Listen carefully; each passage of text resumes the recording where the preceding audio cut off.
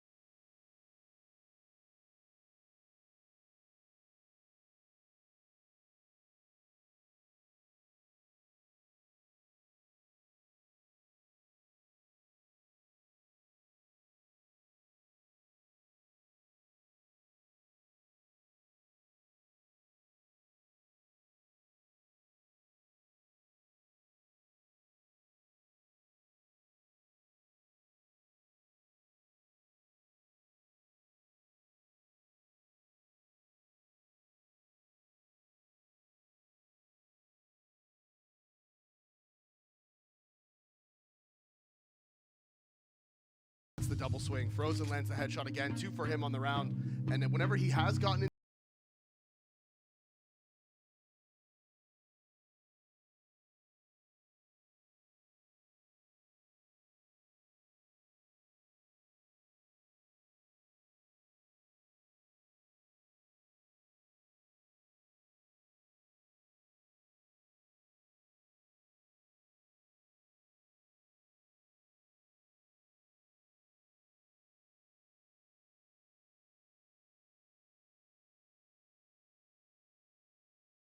this would be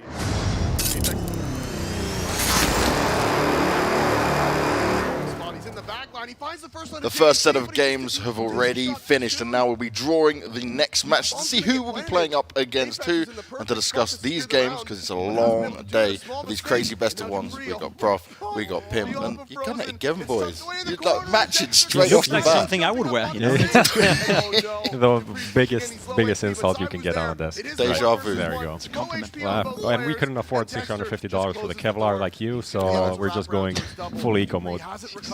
I'm always protected. I've got to be protected from you two especially. He's always firing shots. And even at pro players, you know, they love to have a little dig at you.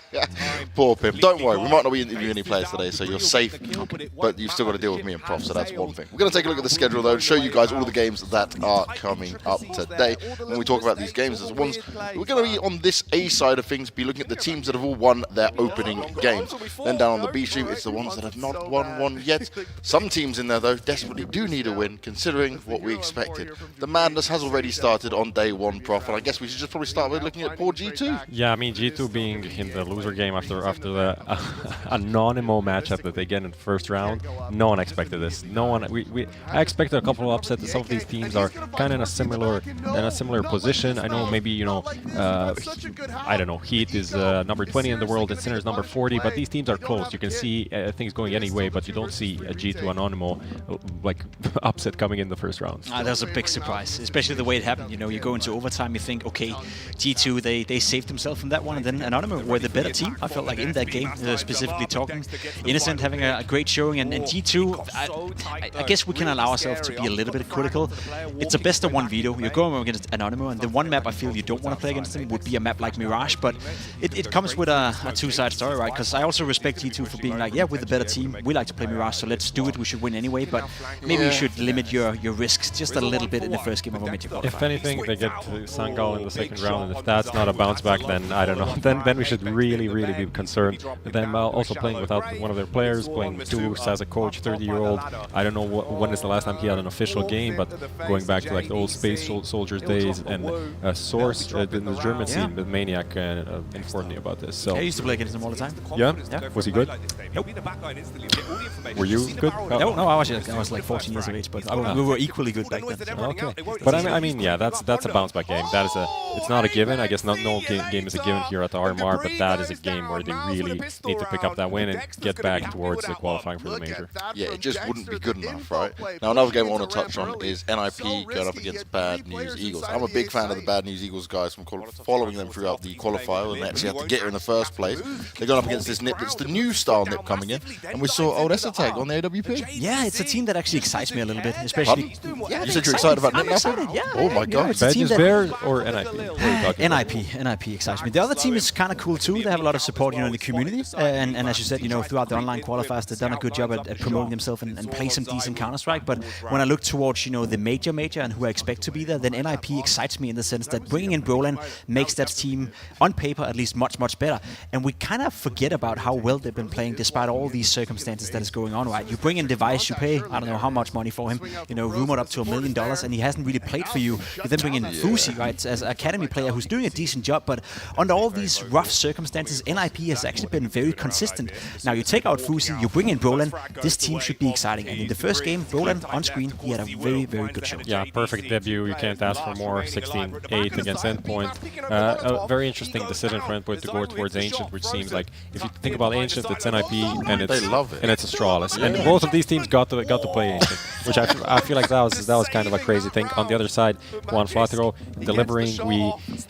They are the team, Bad News Eagles, that have this, like, there's something about them, something exciting. One of these underdogs that you feel like this is their chance to make a run. Is it going to be a run to major? I feel like that is a kind of an uphill battle, but at the same time, I feel like it's really possible.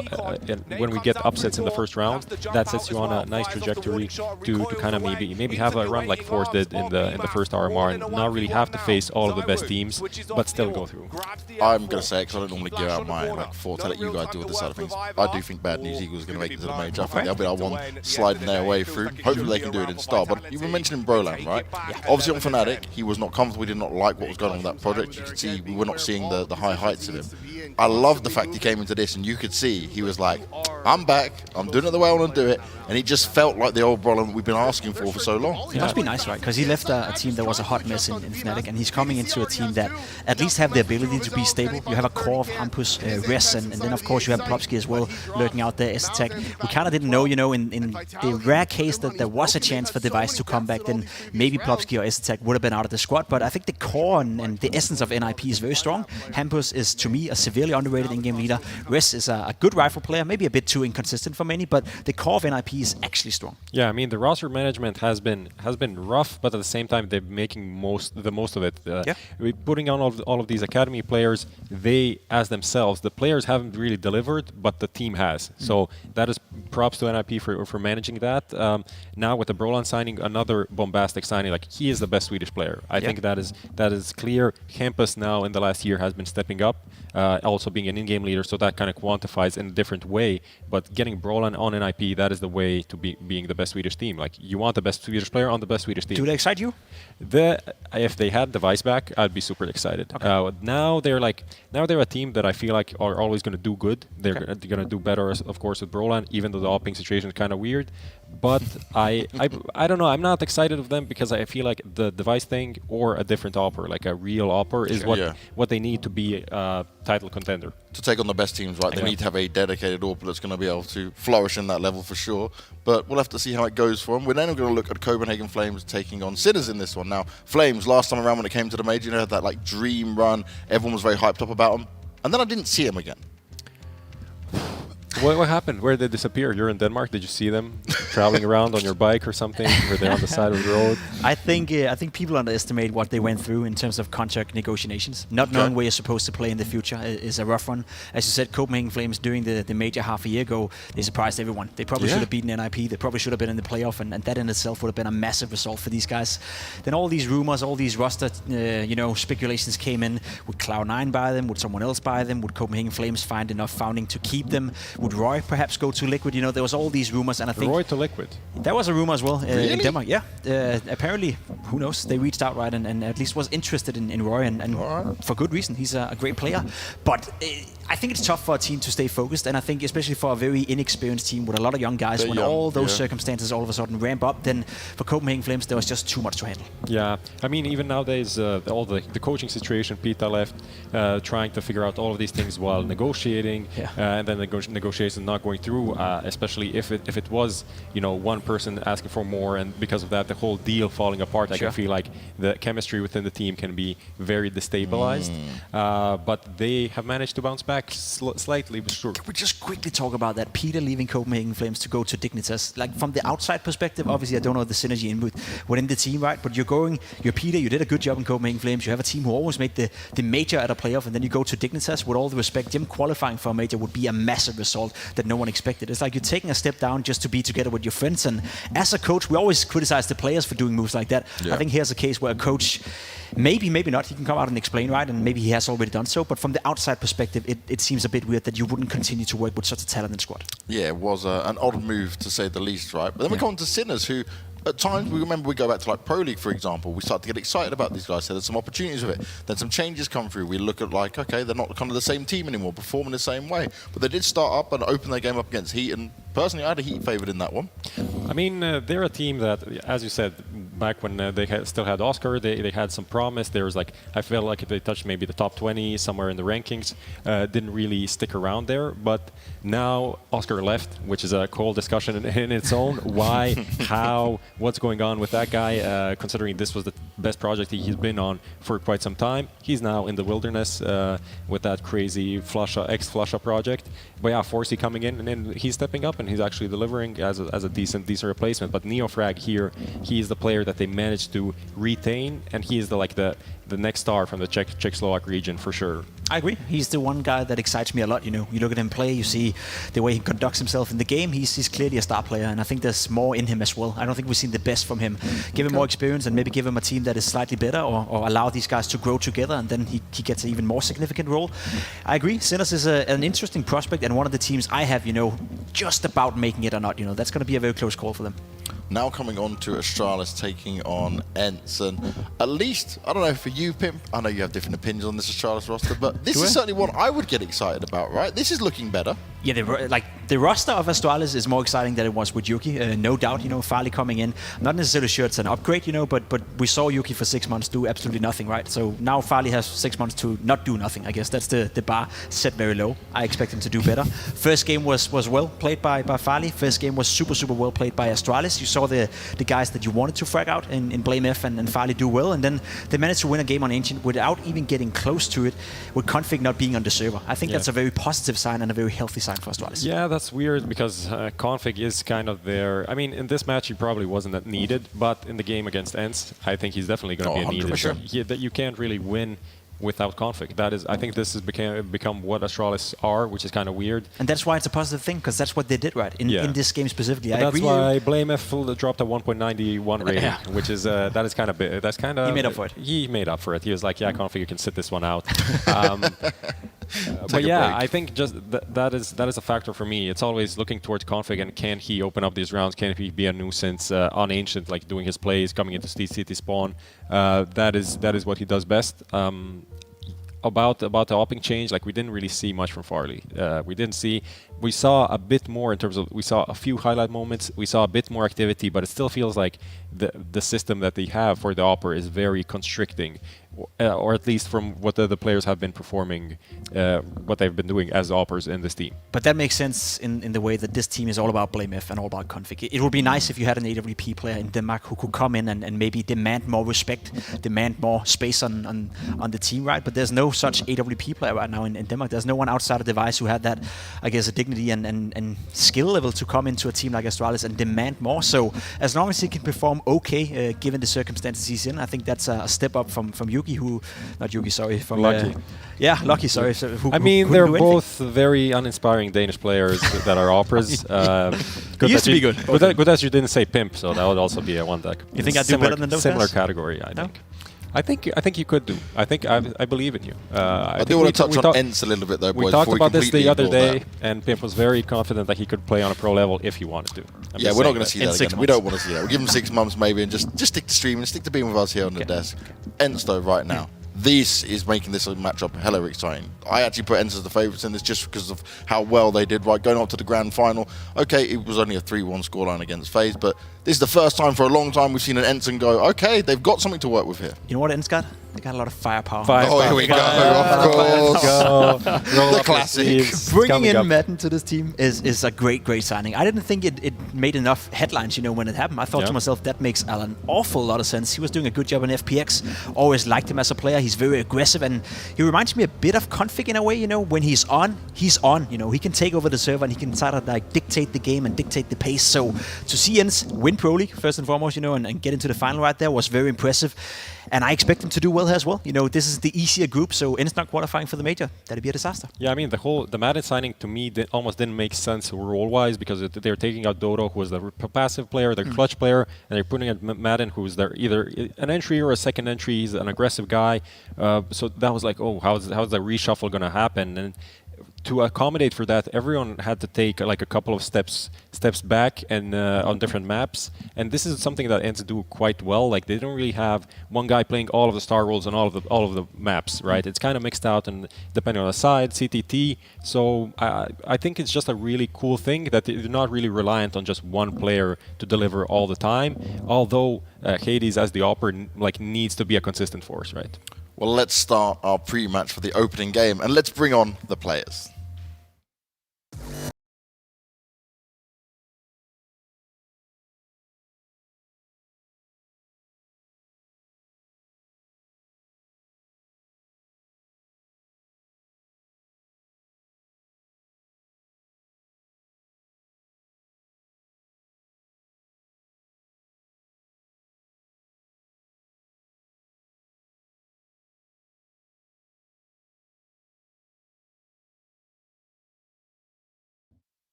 You gotta love them, even though the name is incredibly uninspiring. There's not much you can do with that. I would have preferred, what was the one? Nafani's anime team? Yeah, that was the one I really was aiming for, I'd be all in for that.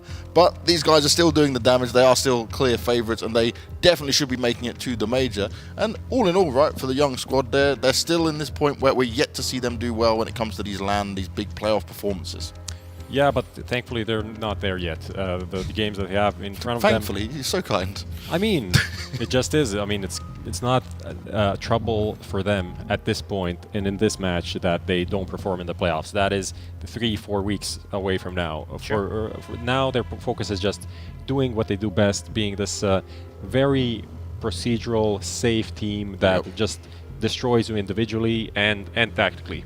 you really have to step up to put them off their game. I agree. They remind me a bit of Heroic in the sense that we constantly talk about Heroic, about being this team that is, especially in group stages, are playing at a very high level.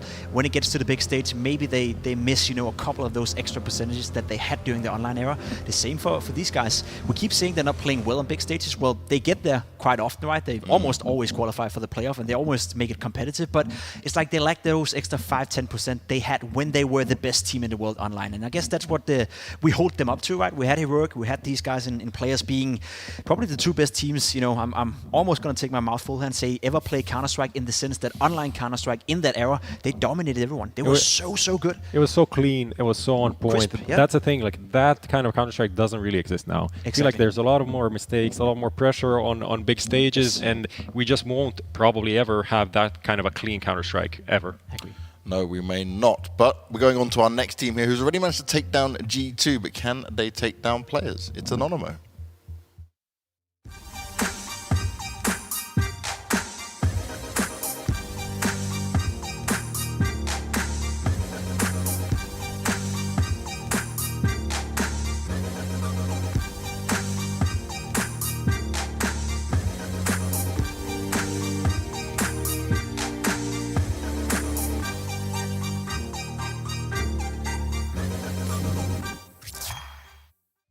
Now, they've done it once, but can they do it again? This team made us feel excited, but they did take down a G2 that we've obviously seen stumble many times in opening games. So how do we view this team right now?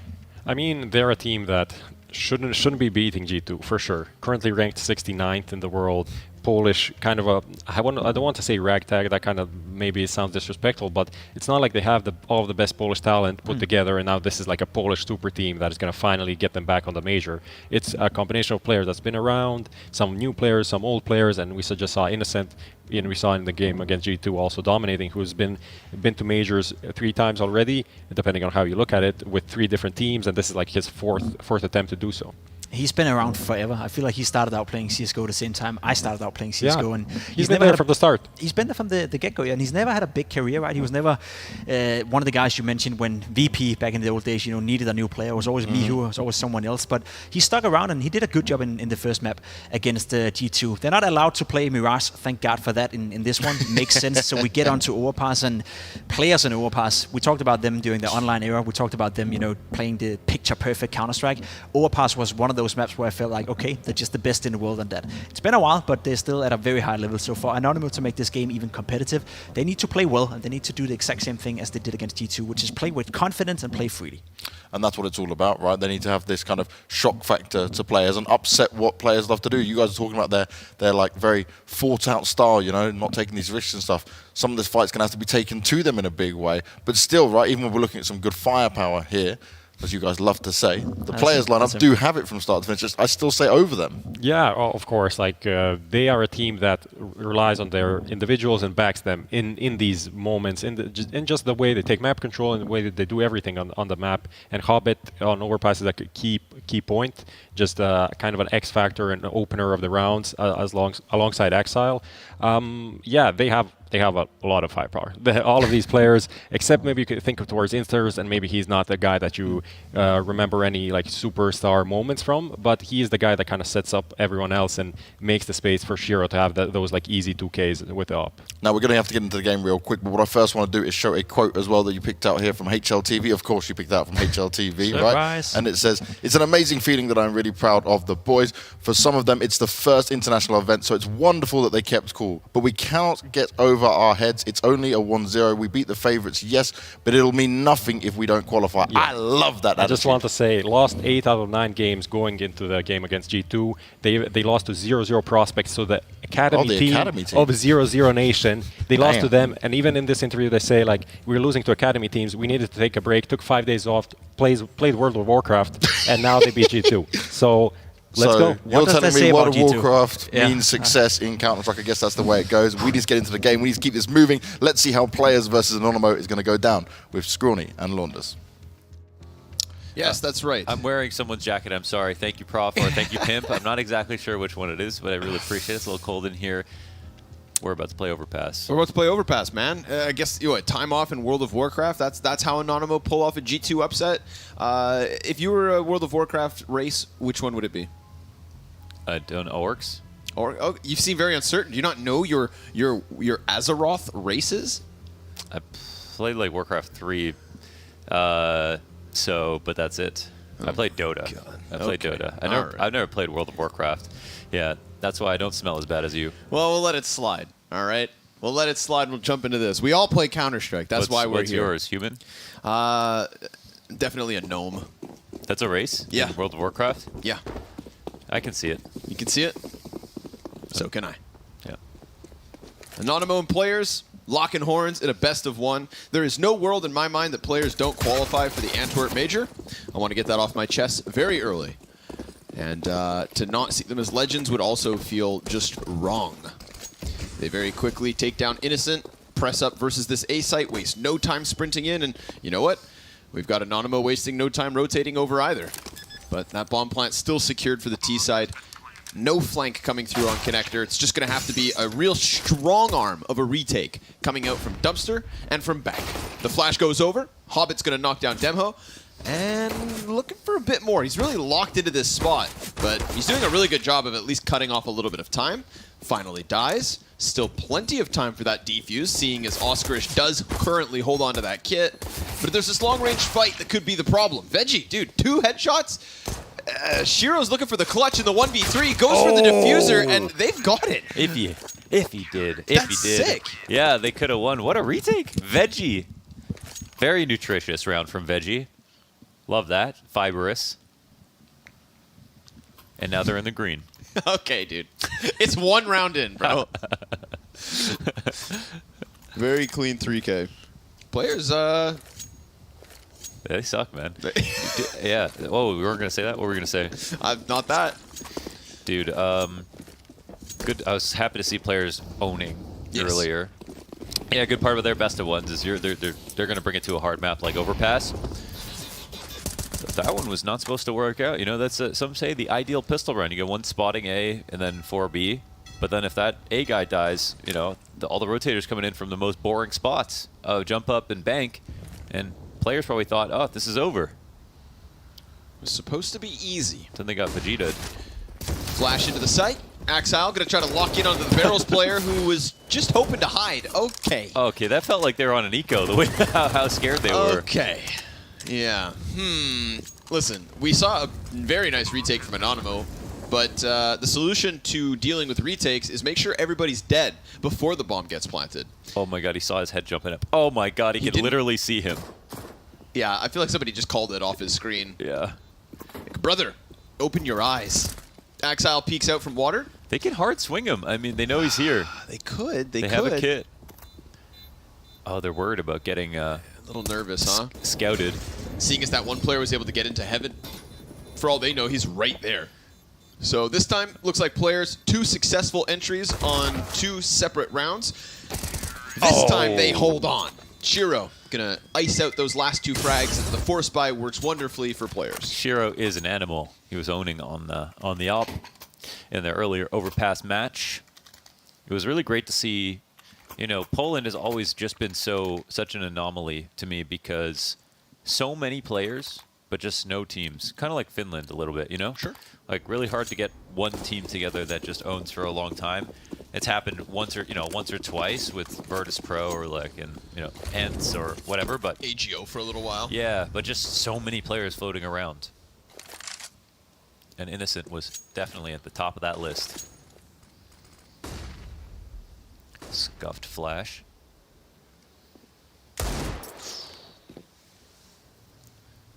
Tutty will drop back. Oh. Veggie's stuck in the corner. Axile tries to just snap the crosshair for the second. We've got 2 Deagle kills. Yo. Anonymo, both sides of the map, a kill apiece. That ain't half bad. Tudson, he sees that shadow, but won't be able to finish off Hobbit, so we're right back to the equal ground. And Connector, very much in the control of Anonymo, but we have players completely circumventing that threat by emphasizing long. Yes, they are moving slowly because Gambit don't move fast. But you know when they move slowly, they move well. Look at him. Real G's move in silence like lasagna. Whoa. What was that? We were looking at something hiding in the grass. A1S of Innocent in position, 35 seconds. They can take their time, but Shiro dies. And Inters will take that player off of the van. We've got Demo with just a little gap on the smoke. It'd be a risk for him to run down this bomb, but the cover stopped. Oscarish now looking for the 1v2, gets the closer one in Inters and needs to clutch versus Hobbit. He's got a health advantage, and Hobbit's gonna play close bathrooms. Oh, swings it like at the exact moment that he goes for that tap. Hobbit was waiting for nobody. He makes his decision on his terms and wins his round to put players on 2. It's the ideal moment to peek. It's not after you hear the bomb get tapped. It's not waiting for the fake. It's peeking right before they defuse. That's the most frustrating way to die. It's the worst if you're Anonymo. Yep. Habito. My favorite CSGO comeback story. Who do you think wins, Hobbit versus Pasha? In a fistfight? High League. I'm gonna have to say Pasha. Okay. And like, I'm gonna take that bet. and I don't want to see that. Shiro's gonna hear a ton of footsteps running away from him.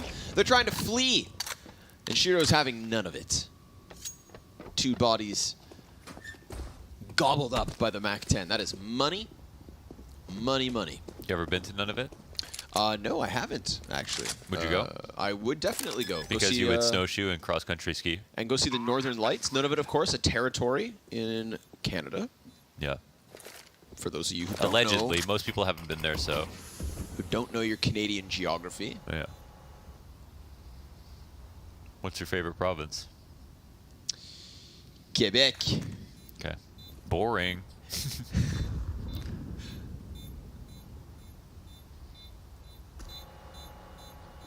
What's the move, Anonymo? You don't have armor, so try to topple somebody, but Axile, quick fill of the feed, and we have number 3 for players. A couple upsets here to start the EU B event. G2, man. G2, huh? Yeah, that T side was one of the worst. That was one of the worst. I just can't figure out between Alexi and Xtaz how those TD vaults could have been so mid, man, so mid. That was really rough. Also, why is Nico opping, man? I just don't get it. Like, why? He doesn't need to at all. That's just expensive. But at the same time, no shame losing to Anonymo, man. These guys are actually sick. Just like was said in the interview as well, that was a great win, but if we don't qualify, it won't matter. Yeah, it's nothing. We get the walk through smoke here, phasing it. Demho slides down, and it's a great dink up close. Nafany's gonna actually drop Axile out of this one. Man advantage here, 4 players. Quick headshot into Oscarish means a completely pummeled B bomb site. Tough place for Anonymo to be, man. I feel like the overpass of players is S tier. It is. Yes, for sure.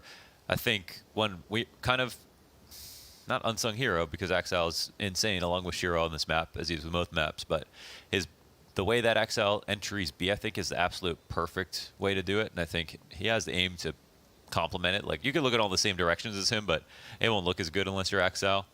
But I think that's a real big reason why they can win rounds. He's just so perfect with the way that he searches the site. Me personally, man, I'm just a huge fan of watching Shiro go CT side. Yeah. CT side A opping. It's my favorite, my favorite position in all of the competitive map Oh, yes, pool. it's your favorite map and then your favorite side of the map. Yeah, CT side, A site opping. It's just so much fun. And when you have the natural talent and hard work like a guy of Shiro, well, that's when Counter-Strike is a beautiful game. Yeah, well, I mean, he watches anime and you don't, so you're not really trying that hard. You know, maybe I should start. I don't know. I don't know. We got him confused. My identity. Yeah. This boost is great. Of course, it gets mollied sometimes, and it gets Naded naded too. sometimes. Yeah, but they're just so careful, aren't they? Yeah, but that's why the boost is great. You know, that's why we design nades to counter it because it's so good. It sees everything. Oscarish gets seen by Hobbit. Eee, unlucky. Oh, not as short as he thought. No, no. That's why it's better to be 5'8". Are you 5'8"? No. Oh, okay. No. I don't know.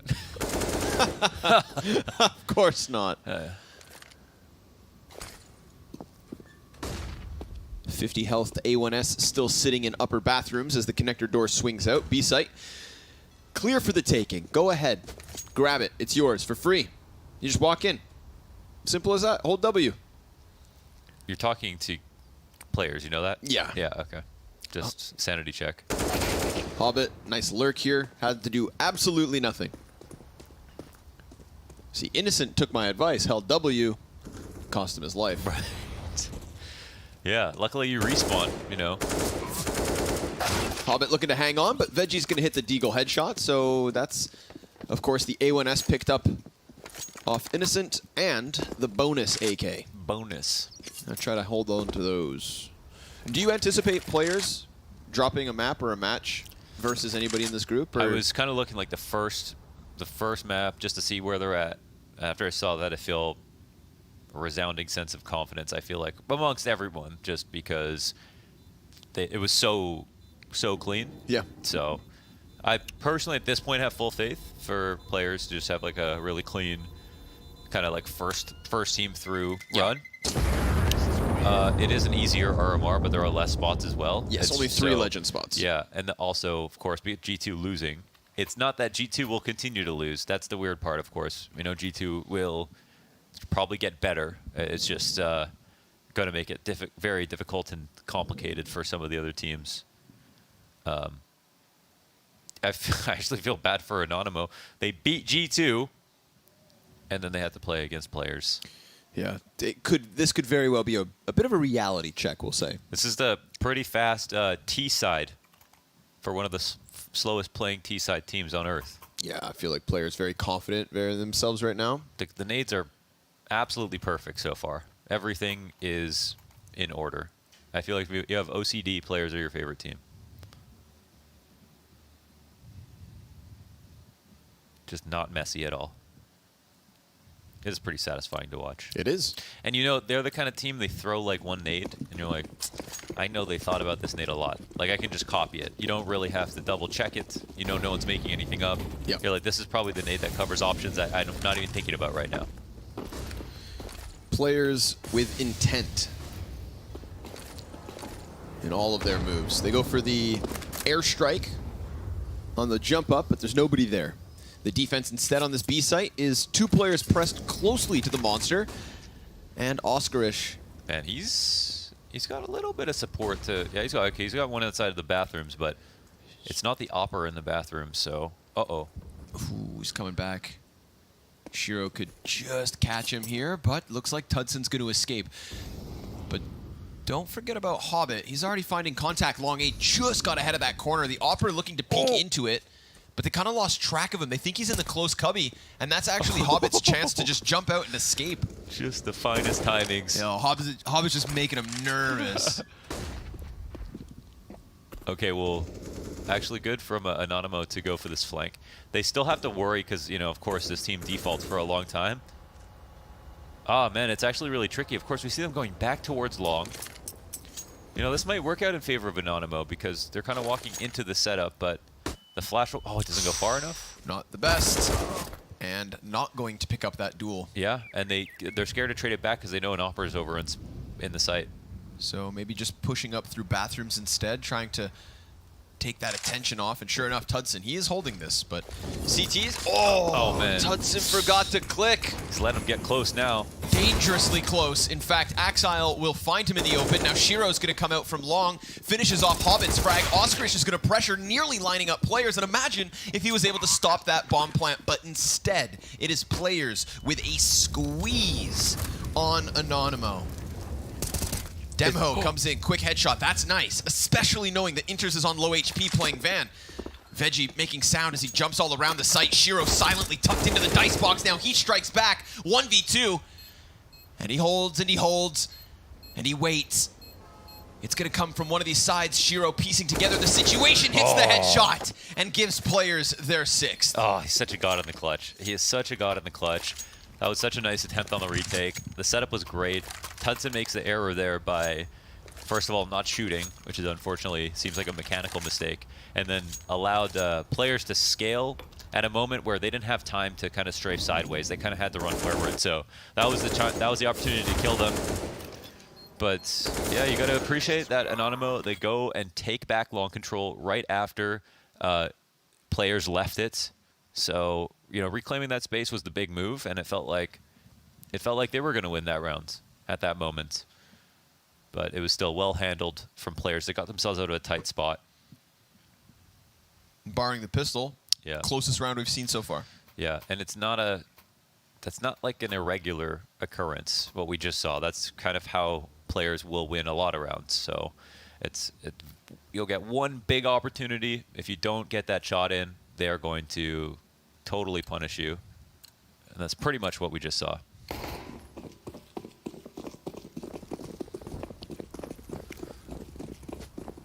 But they got everyone scared of their defaults. No one wants to push when it's still plus 30 seconds on the round. Innocent, I love this aggression. Oh, but Nafany just toys with him, shows him his hands, shows him his gun, and then shows him the door. Innocent, the first to fall here in round 8. Players 5v4. It's just stressful, isn't it? They wanted to try something. Oh, Nafany's such a little tease. I know. Showing his AK. Just slightly. You want a piece of this? Shoot. I dare you. And it costs him. Yeah, what an interesting spot, actually. I mean, they pushed up for long control, plus they got outside Monster, so they're expecting it to be A. The rotations are kind of being cut off. It's crazy because you see players answering all of these different locations from the CTs without even realizing it. But, you know, no action just yet. There can be a flash set from far back at this point. It's not really any incentive for them to walk the whole way, but... Oh, okay, they do it. Nafany not looking like he expects another. Tudson gonna press close. Good trade from Shiro. Hanging on to that man advantage as Veggie just runs way too quick up connector, gets heard from a mile away. And Axile, he thought about the possibility of somebody else bed down there. And of course, that is where Demo currently lives. In the tunnels. Like a dwarf. Or a gnome? I think gnomes actually live in like... Are gnomes alive? Yeah. I mean, they're not real, but... What did you mean by alive? Because, like, gnomes are like a garden gnome. Yeah. So that's why they don't live in, like, tunnels. You know, dwarves live underground, right? But gnomes, they, like, live in, like, the bushes. They make clothes and stuff. Yeah. Yeah. Yeah. They're a cheerful people. Oh. They're people.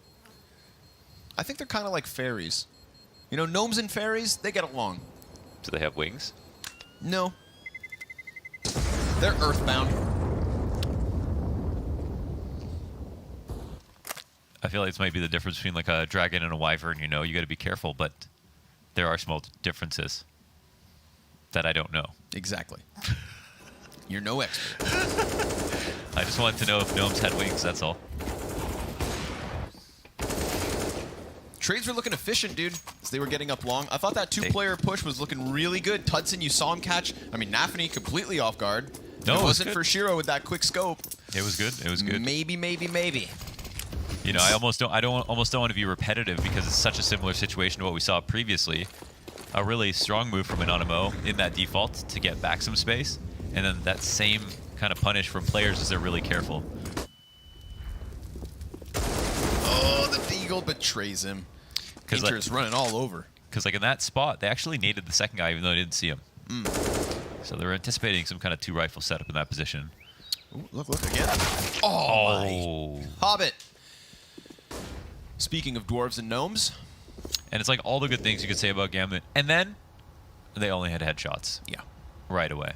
Yeah, that is really the next level for them, right? They're coming in, no shakiness, no individual falling behind. Right now, Hobbit is 12-4, so I do love me a good Hobbit hard carry. It's their best D-side player, I think. Axile. Almost looked away from that, but Veggie instead is dead. And the B site belongs to players yet again. That is 8-1 on this T side. I don't know if he changed it, but I think Axel had Mouse Excel on. And 3 cents. That seems a little crazy. Or am I crazy? No, it's pretty high. Unique, It's pretty high with Excel, yeah. I'm not sure if he took it off, but I saw it in his config, like last year. Did Nafany get new tattoos? I don't think so. Oh. It's the same anime characters. Anime is life. For some. Teach our own. Buy back in from Anonymo. Exec is coming. Let's see it, boys. Come on. It's time to give us the CT side. Best of 1 win over G2 is a great start, but if you get just deleted out of the server, suddenly all of that glow from your first game. Whoa, Shiro literally came back to check the flank and missed this on a small timing. That's a This is actually setup. great. Yeah, Anonymo about to pull this back. The bomb. The bomb. Uh-oh. Minute 15. Can they kind of sneak it away? I mean, now players know. Oh, their setup's understood. That flash is beautiful. But Oh, they're still pushing. 2v5 turned into the 2v3. Hobbit gonna fall to Oscarish. And now Inter is gonna have to show us something, but that won't happen because Anonymo, they swarmed silently And fast. the entirety of that setup. Players, they thought, because for the better half of this T side, they've been able to do as they please, when they please. And this is one of those rounds where a little connector push, Yeah. something that's, not a sign of Anonymo shelling up and getting intimidated by this loss. No. Yes. Still playing with their own decision-making. Veggie flanks, gets bomb, and screws over players. It's not a lot on this CT side so far, but it's at least a second. I mean, confidence was a huge ingredient for their win versus G2, and it's great to see that's carried forward. They're just playing as they would versus a team they feel like they should be able to beat. And I think those ideas are starting to result in rounds being won. And they have come close. A couple of good positions, a couple of good pushes on TT side that never looked obnoxious. They just did the right amounts, just the right place. They are piecing together a picture of the map very well in the mid-round, and here is one example where it goes so well that they just crush players. Like a grape between their thumbs.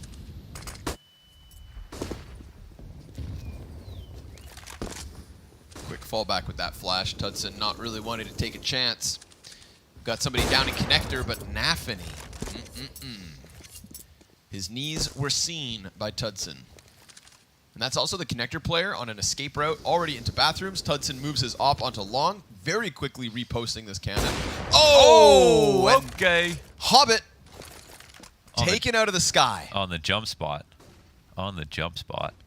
All right, there's something here. Something of a CT side to be had for Anonymo.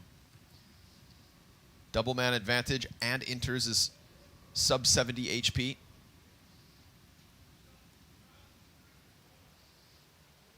And another little inkling here where Innocent's just going to go ahead and get aggressive on long A, right? You're not playing so scared that players will be able to do whatever they want wherever.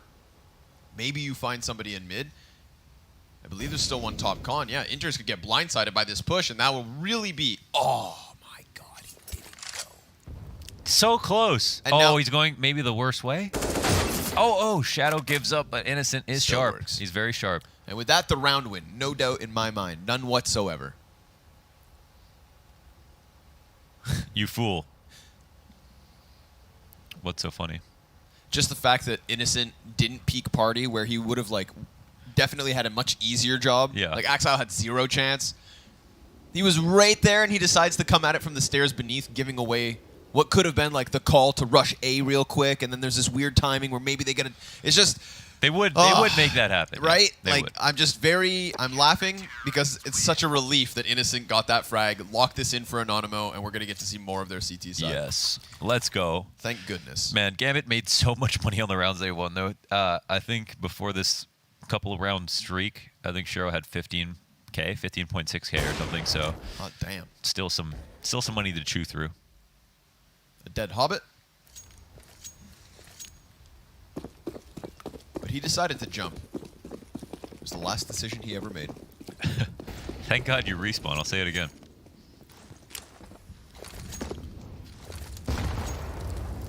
That nade can go further if it doesn't hit the ground, like it just did. I feel like I've seen that nade a lot from Breeze of Evil Geniuses. Little parkour dumpster chuck. Hua!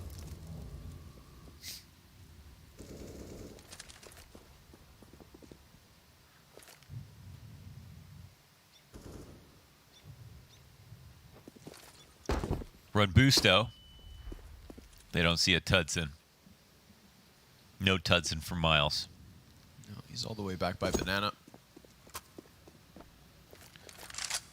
But he's getting a little closer. Tudson's getting a little curious here.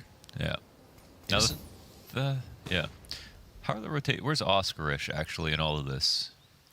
He's watching for this lurk. Okay, so this is actually a super solid setup here for Anonymo, and maybe they get into a good position here. Hobbit's going to make some noise for Innocent.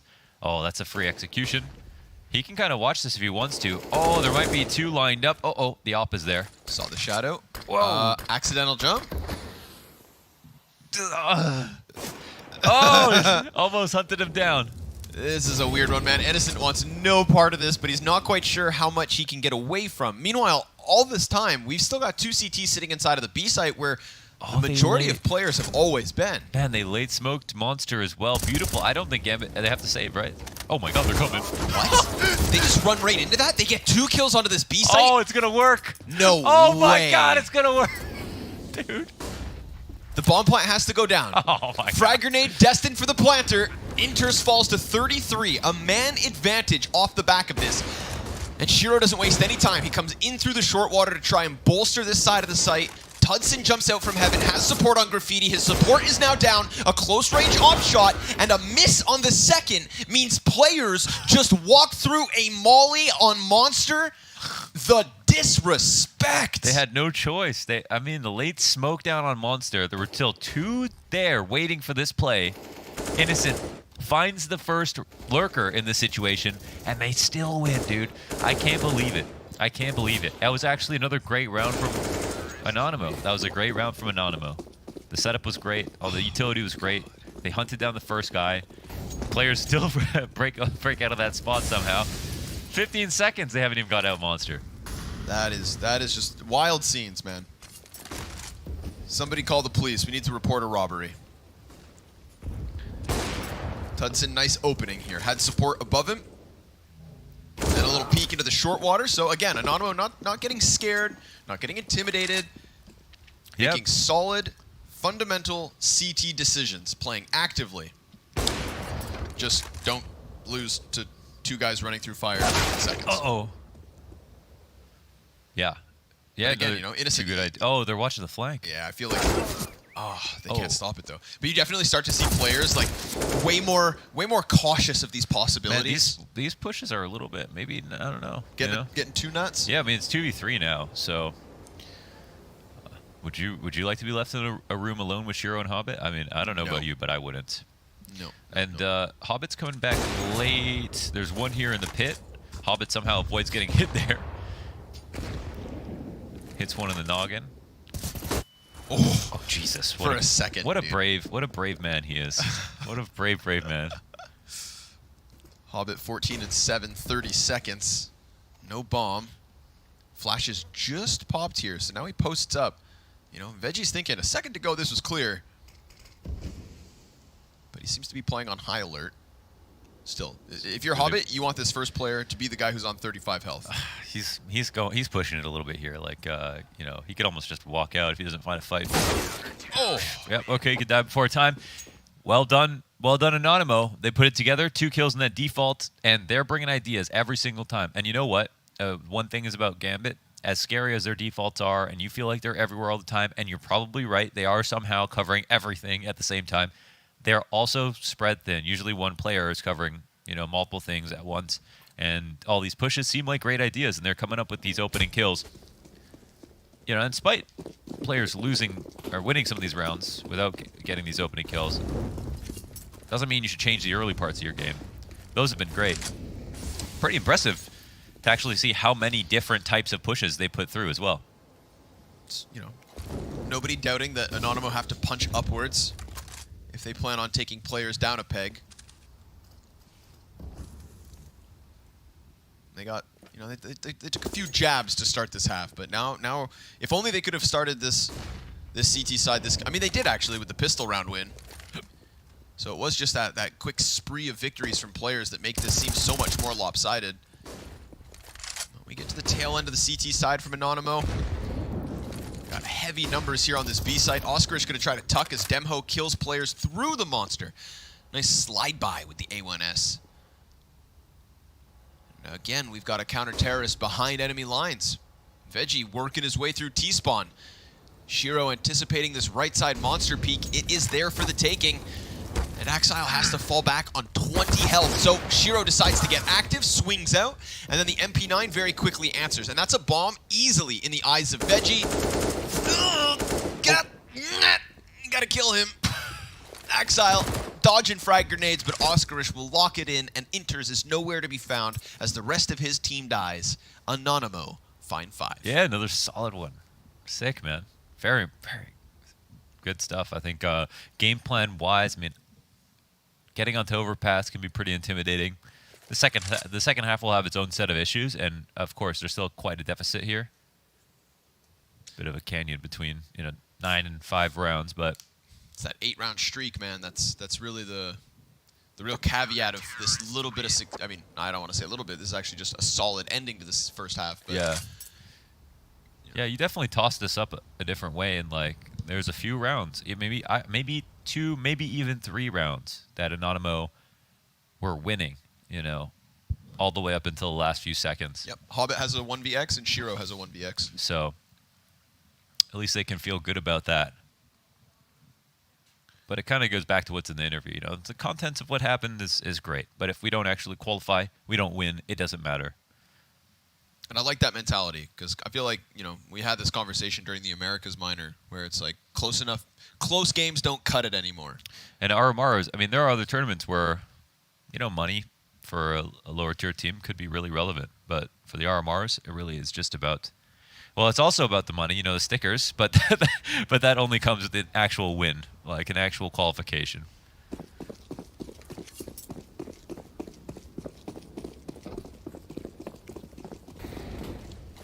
Final round of the T side here from players. Is it gonna be double digits?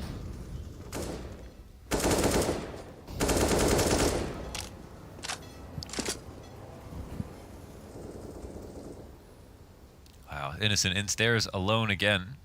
I feel like his kill matrix is positive versus a few of the Gambit players so far. He's really been like the linchpin of a lot of these pushes too. Yeah.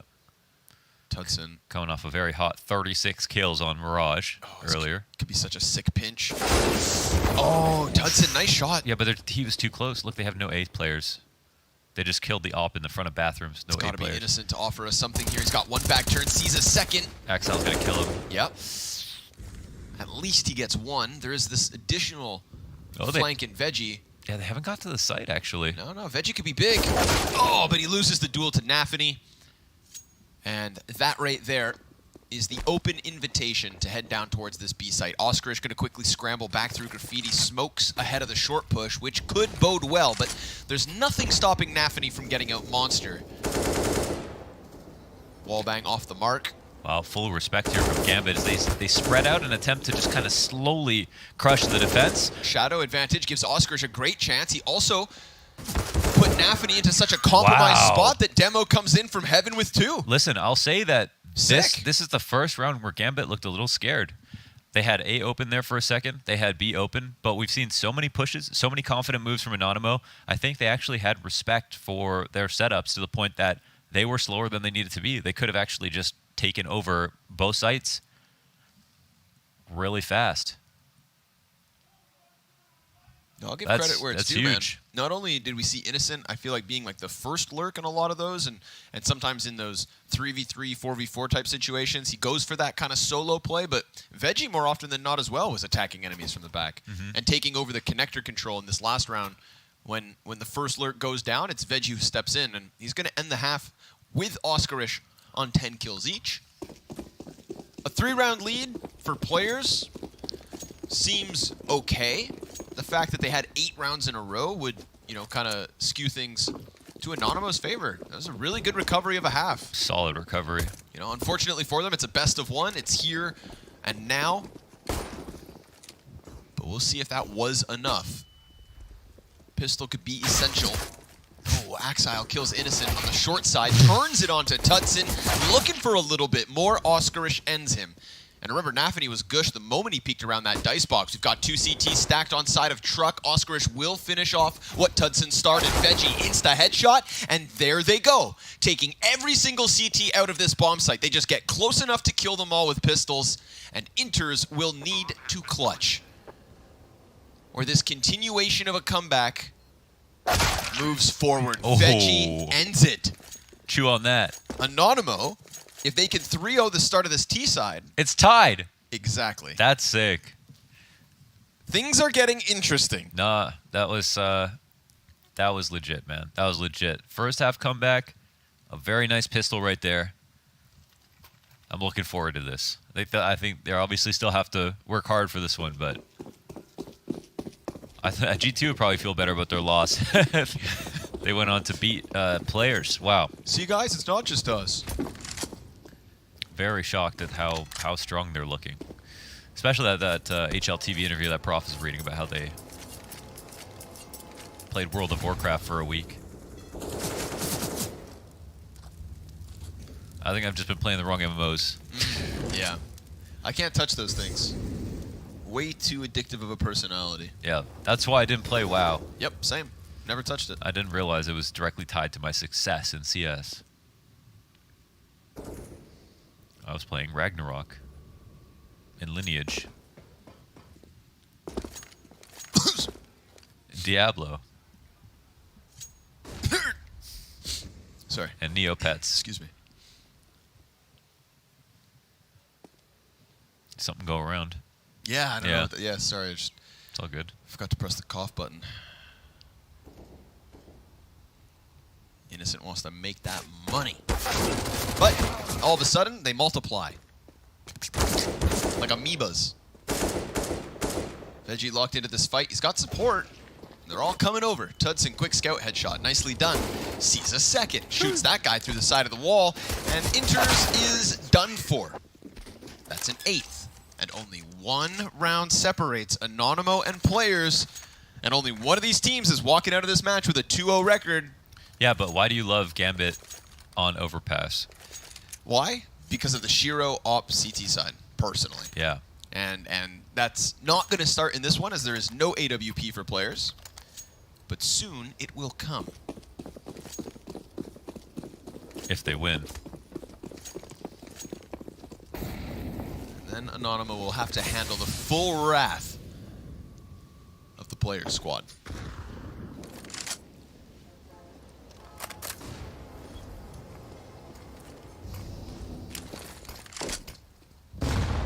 Haven't seen those nades really do much all map long for either team, really. Just take a guess sometimes. Yeah. What else are you going to throw nades at?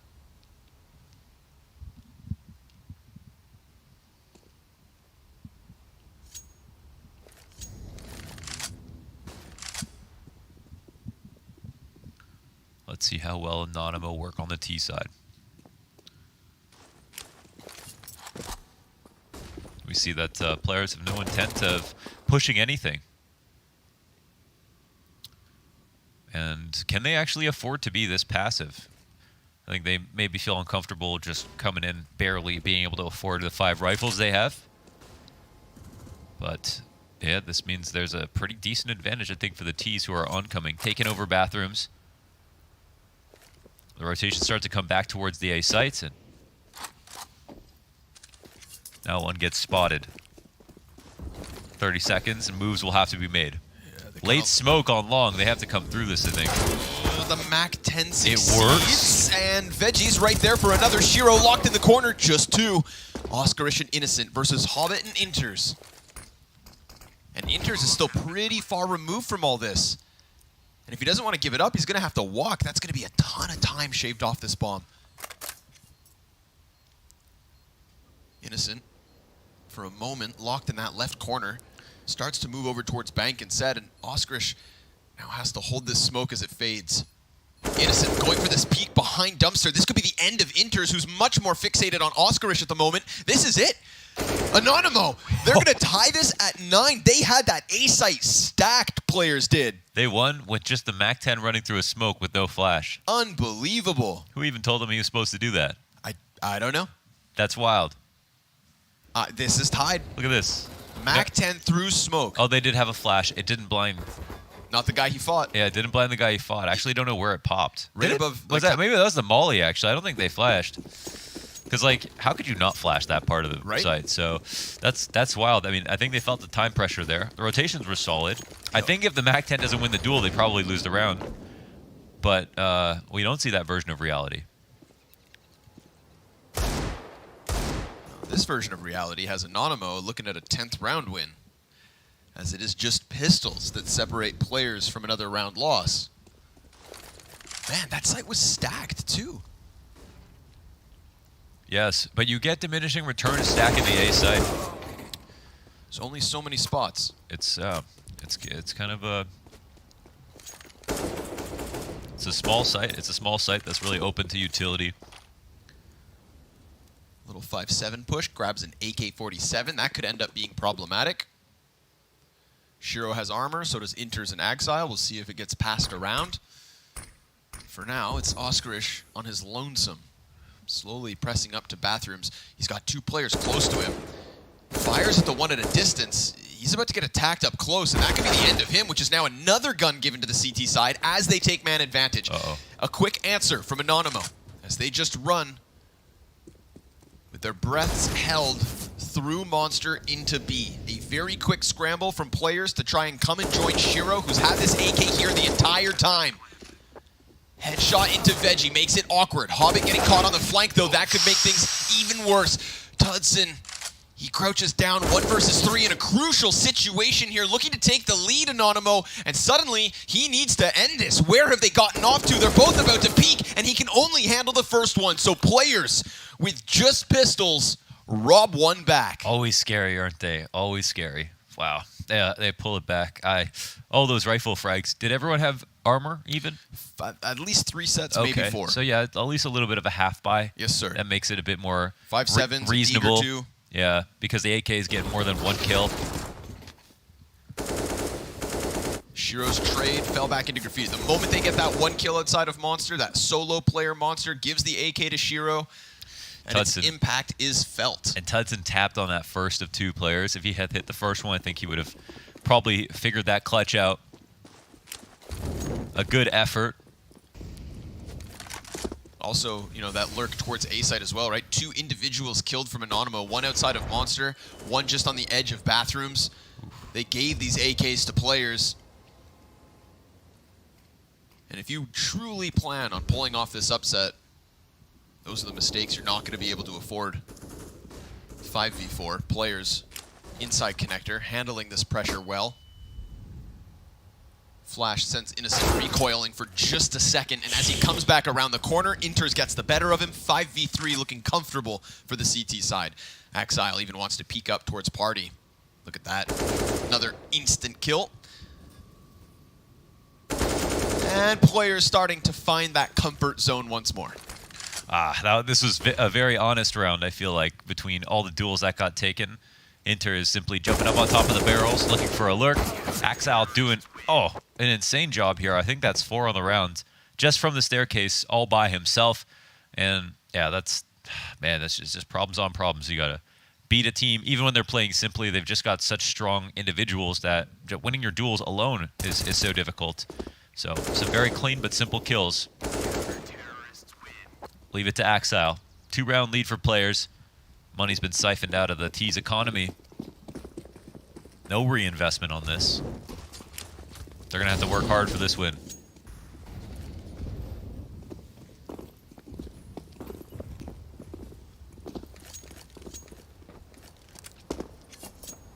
I was firmly believing there for a second. Yeah. And, I mean, with good reason.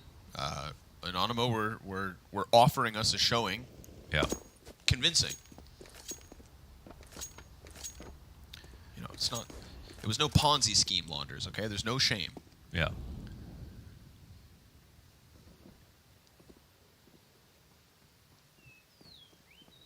But as they powwow this one out, gonna have to start pressing up with just these pistols. Players CT side about to get off to a flying start. Or rather, start flying.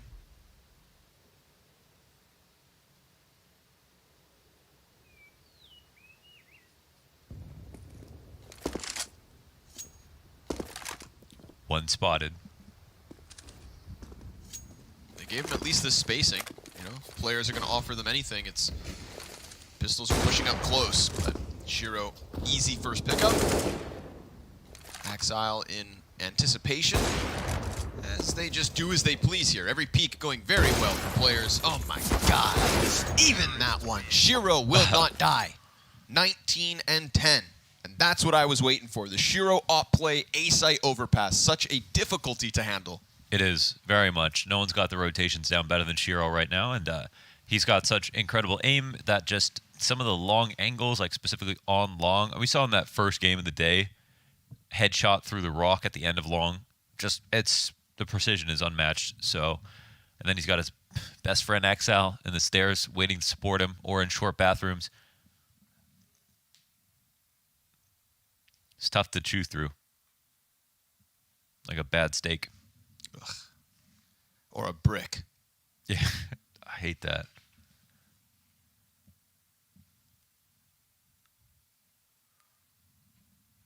I just don't have that much context for the Anonymo T side to know what they might try to do next here on Overpass. CT side was insanely compelling. T side still so much more to show potentially. Just some teams can go to, you know, from looking like geniuses to really falling flat when you switch sides. Looking like chumps. Oh, that's two spotted. That kind of, it's indicative of either the nades or a B exec coming in late.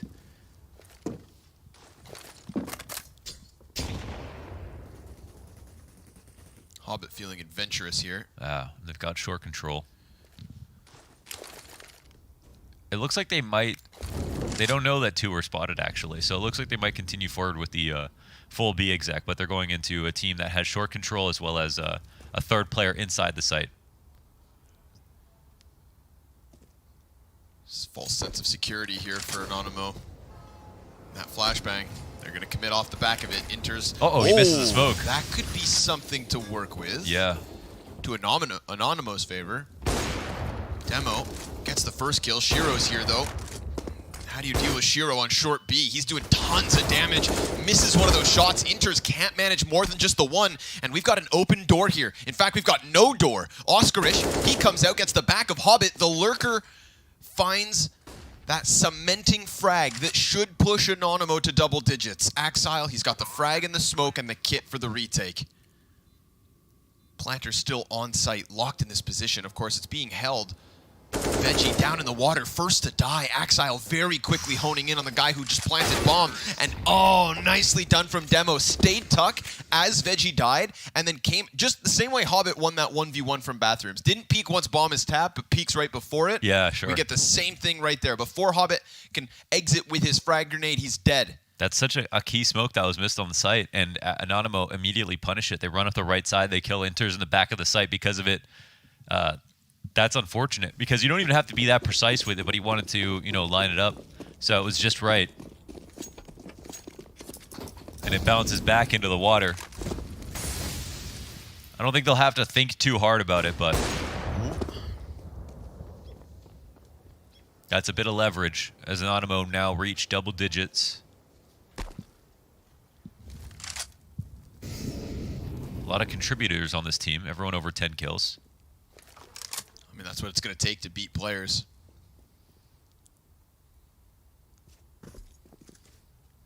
Very exciting, as there have already been upsets at this RMR, and Anonymo are going to keep us on the edge of our seats.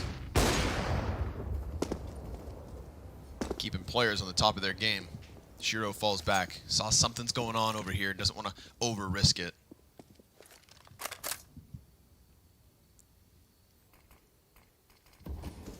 unleash Axile to move forward, especially with the smoke front bathrooms. Let's see if this setup pays off across the 45-second mark. Axile's gun's sticking out, but Shiro's covering it. Demo and Veggie just kind of left elsewhere as we get 3 players from Anonymo inside of Monster. This is going to come down to just, you know, 1 instant crunch. Yeah. Still a full kit here on Hobbit, actually, so they're waiting for this B exec to come. Very ready for this. T-side's going to have to charge through. Nobody's actually watching short right now. Hobbit, he's going to get 1 kill. He's going to get 3, in fact. Goes back for the short play, and that is his end. Veggie's head taken aback by Nafany and Shiro. The rotations down in time. Oof. Felt like they were on high alert once that commitment comes through. If Hobbit's not able to piece together a multi-kill like that, then maybe it goes a little bit better, but... Yeah, he also left them with every grenade. So comfortable was Hobbit. They had that molly. He just threw a second one after. He chained this molly, and he's had a teammate here on the wood wall that was basically just absorbing bullets for him as enters. Nafany just sitting in the water like a crocodile, ready to strike.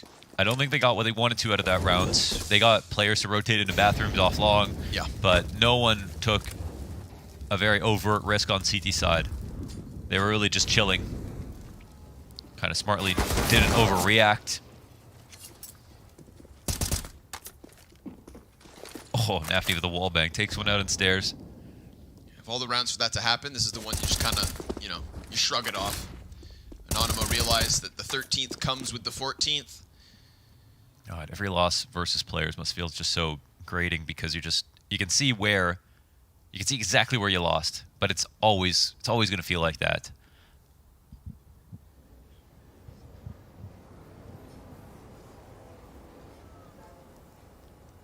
And all of a sudden, nobody can find them.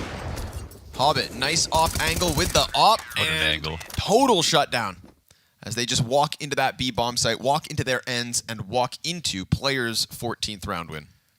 I feel like they have to eat healthy. Who? Players. Like they have to or they choose to? I think they need to for their style. Okay. They need to eat all the food groups. Carrots especially. Keep the eyesight. Eyesight sharp. Yeah. I think that's actually a myth, but just because people understand that. There are a lot of myths out there. There are so many. Like Bigfoot. What do you mean myth? Ooh, okay, another attempt on this. Oof, I think it feels like they're gonna go quite fast, but look at how the CTs are organizing. 2 players on the side? Yeah, 2 on the right. Oh, that's 1 each. Demo with a double. Yeah. Rotation's not nearby. It's gotta be Nafany. Oh, and he delivers another couple kills to just shut down the hopes of Anonymo in this one. Oskarish is gonna get that headshot quickly. Has half health left in a 1v3. Damn, if you only had the bomb. 48 HP, they'll start to surround it. Exponentially harder without getting that bomb secured, and Oskarish has the time to do whatever he wants, and it looks like he's going to try to get up into heaven. I don't know if he's just going to save right away off of this one. You know, maybe if you could have found Shiro, it's an op, but yeah, he's fully going for it. All right. So it's obviously low probability, and players have already taken the risk of getting through Monster, which he's really hoping they would just play this kind of typically and scared. Yeah. But not the case so far. This will be a hard one. I mean, props to Oskarish for at least doing this quickly. So he's giving himself 30 seconds left as he arrives on site. He's going to play for the round win. Falls downwards. I mean, 2 clean headshots, man. That's what separates him. But nah, Shiro with an angle he didn't expect. And that, my friends, is players locking in another. Ah, man. Nafany, huge difference maker as he played press close on short. Yeah, they had him close on short, and they had 2 right side Monster. And I don't know exactly what the tell was in this spot. That's the real troubling part. I think for Anonymo, I think they may have just gambled and played 2 Deddy for Monster, but they wanted this exact hit to come, and it came like clockwork. They really didn't expect Nafany or anybody else to be that close. Yeah. You could see both players coming in, watching Heaven, expecting maybe Graffiti at best for the CT rotate. Might have been just a sharp read. Yep. And it's not some one-off that players have actually had a 3rd piece down here, so Now we'll see what's left of this attempt from Anonymo. Veggie, good trade with the Deagle. Axile comes in from Connector, and Nafany's pinching this perfectly. We do get a response back from Tudson. Oh, but Nafany, he's just going to fight tooth and nail for this victory here versus Anonymo. 16-10. Players go 2-0 over Anonymo.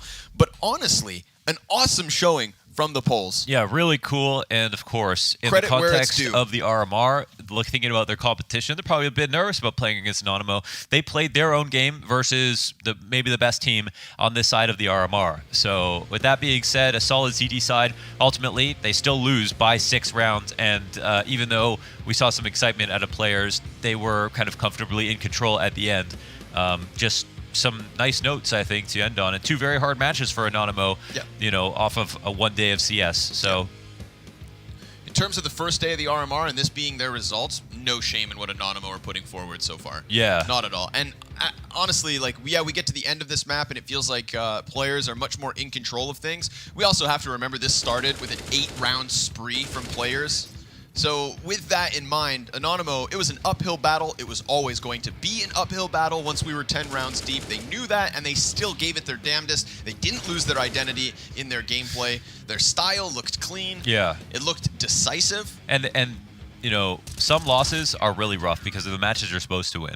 But in this game, you're only trying to figure out if they'll be good enough to beat the teams they're supposed to win. Yes. And players are not one of the teams they're supposed to win. And they can still make it through without beating players. So, yeah, really, I think they got a lot to look forward to when it comes to the rest of their matches. And other teams should be very scared of them. Yeah, nobody can take away what is already that win over G2. Just having a best-of-1 win in your back pocket, knowing that you're only a couple more victories away from qualifying to the major, that is a positive, a net positive on the day for Anonymo, no doubt.